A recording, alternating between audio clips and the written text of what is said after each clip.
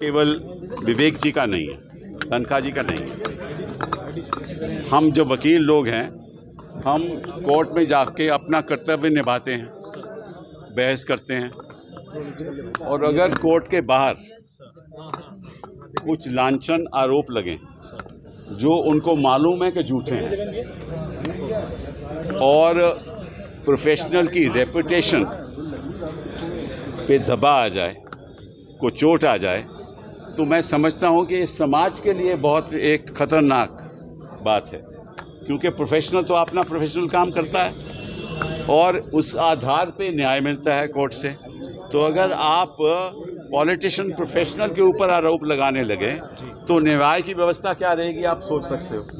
तो ये विवेक जी का एक केस, इसलिए मैं यहाँ आया हूँ और इसलिए मैं आज तोहफा इनको इसके जन्मदिन में दे रहा हूँ कि ये एक बहुत बड़ा मुद्दा आपके द्वारा देश के सामने उभरा है कि किस तरीके से प्रोफेशनल्स के जो कॉन्डक्ट होता है उसके बारे में पॉलिटिशियंस को, ख़ास तौर पे जिस प्रदेश का जो मुख्यमंत्री रह चुके हैं, उनको मालूम है।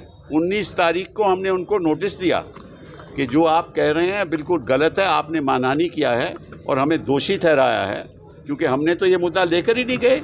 ओबीसी का मुद्दा तो हमारे पास था ही नहीं। हम तो एक ऑर्डिनेंस के खिलाफ हम पिटीशन फाइल किए थे कि आपने रोटेशन नहीं की, आपके डिलिमिटेशन नहीं की, उसके बगैर तो चुनाव हो ही नहीं सकते।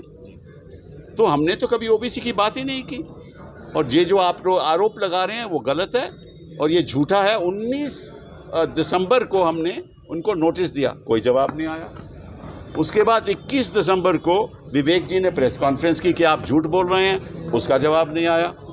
और 2024 को जब उन्होंने 25 तारीख को इन्होंने स्टेटमेंट दी और ये नहीं न्यूज़पेपर को बताया कि जो मैंने कहा है वो गलत है। अब तक नहीं बताया, आज तक नहीं बताया।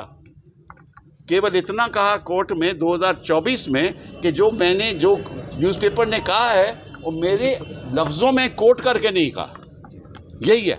तो ये तो साफ मतलब कि ऐसा है ना कि अगर पॉलिटिशियन लोग ऐसा करने लगें तो फिर तो वकीलों को इकट्ठा होकर इनका सामना करना पड़ेगा ना। तो सामना कर रहे हैं, शुरुआत हो चुकी है और पॉलिटिशियन को पता लगना चाहिए कि हम पीछे नहीं हटेंगे। Sir, another question. No other questions.